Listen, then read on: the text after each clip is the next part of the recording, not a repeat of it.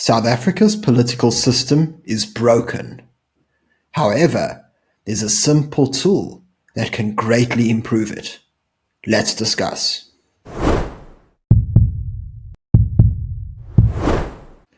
The mechanism I'm talking about is an electoral threshold. In case you're unfamiliar, an electoral threshold is a minimum percentage of the vote that a party needs to obtain in an election in order to receive seats. If they fail to cross this threshold, they'll end up with nothing. Such thresholds can exist on the national level, provincial level, and even the municipal level. And they exist in numerous multi-party democracies across the world. One famous example is Germany, where an electoral threshold of 5% has been implemented. This means that if a party even gets 4.99% of the vote, they end up with nothing. Given South Africa's lack of an electoral threshold, coalition politics, particularly on the municipal level, have been messy, to say the least. One only has to look back at the 2006 Cape Town elections, in which the Democratic Alliance was able to become the largest party. However, they fell short of a 50% majority. As a result of this, they needed to create a coalition with a whole myriad of other parties.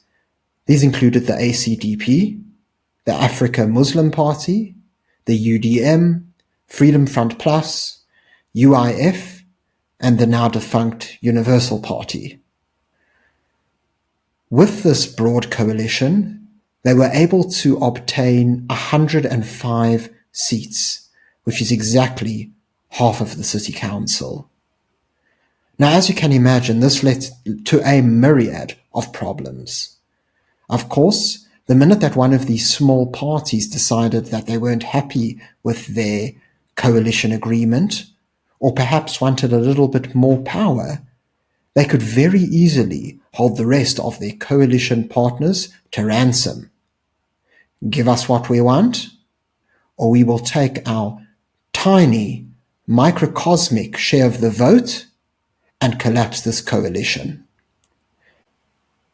While people can argue that plenty of progress was made in the city of Cape Town in the years to come, it's also important to note that much of this progress came after the Democratic Alliance managed to secure a majority of the vote the following election. Let's take a look at another famous example of these messy coalitions. The city of Johannesburg, which has been underserved for years. With the ANC and the DA clearly at odds and unwilling to work together, both parties have had their turn of turning to other smaller coalition partners in order to cobble together a government that could keep the other rival out. This has resulted in massive instability within the city. In fact, the last Johannesburg mayor who's been able to see out his full term was Parks Tau, who ran the city from 2011 until 2016. Almost an entire decade ago. Following Tau's departure, control of the city has switched hands multiple times between the ANC and the DA, with neither party succeeding in building a sustainable coalition. In fact, the tension between the DA and the Patriotic Alliance can be said to stem back to this time. Now, there's been a lot of he said, she said from both parties, to be fair. But the facts on the ground remain. Following a breakdown in negotiations between the two, it was clear that the Patriotic Alliance was unhappy with whatever positions the DA was offering them. As such, they took their little under 3% of the vote and went to curry favor with the ANC, who they were able to reach an agreement with. Still, the ANC haven't had a smooth ride either. What's probably most puzzling about the ANC's running of Johannesburg is the disproportionate power that they've provided to some of their small coalition partners. In the past few years, 2 of Johannesburg's mayors have come from Al Jama, a party that received less than 1% of the total vote. Now, let's let that sink in for a moment. You see, if one is to respect the will of the voters, then surely the party with the largest proportion of the vote, i.e. the ANC in their coalitions and the DA in their coalitions, should be the ones who lead the city. After all, it would be their candidate that ultimately received the most support. But no, instead, the mayorship was gifted to the 9th largest party in that election. So let's just put this into perspective. People have all lined up to vote at the ballot stations. They've made their voices heard. And yet, rather than listening to the will of the people, the government, or rather the ruling coalition at the time, decided to give the most important role in the city to a party with less than 1% of the vote. If the will of the people is going to be so blatantly ignored, well then what's the point of even voting?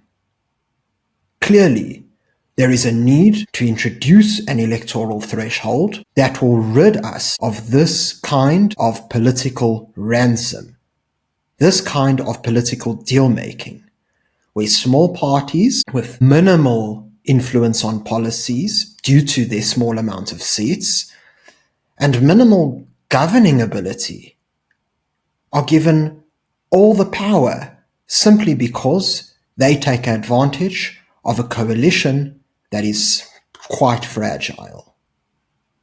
But now, if South Africa was to introduce an electoral threshold, let's take a look at what this would look like. So, a 5% threshold, like Germany, might be a little bit too steep for a place like South Africa, given that votes are quite heavily split within the country. So, all right, let's maybe set a more generous threshold. Let's set it at 1%. Now, let's take a look at which parties would in fact cross the threshold and earn seats in the National Assembly, i.e. National Parliament. First up, we've got the ANC, the DA, MK, and of course the EFF. These are the major political parties in South Africa and would have no trouble crossing this threshold. Coming up next, at around 3.85% of the vote, is the IFP. Primarily a regional party, the IFP's support base is rooted in KZN. Still, they do have a very long track record of governing experience, primarily on the local level, especially within the northern parts of KwaZulu-Natal, but they do also have national governing experience. Quite notable is the fact that after 1994, when the original GNU was formed, then IFP leader Prince Buthelezi became the Minister of Home Affairs. And so this is a party with a strong core constituency, pretty clear set of ideologies, and they do seem pretty serious about governance. Next up, we have the Patriotic Alliance, hovering above 2%. Professional flip-floppers, the Patriotic Alliance seem to be quite willing to go in whichever direction the wind takes them. If one side can't offer them a good enough deal, they're perfectly happy to run to the other to see what else they can maybe get. After all, Gayton McKenzie, the leader of the PA, was quite clear about this. He is in politics for power. Nevertheless, the Patriotic Alliance were a surprise package in 2024, and they don't seem to stop with their substantial growth, rarely hitting the DA hard in numerous by-elections this year.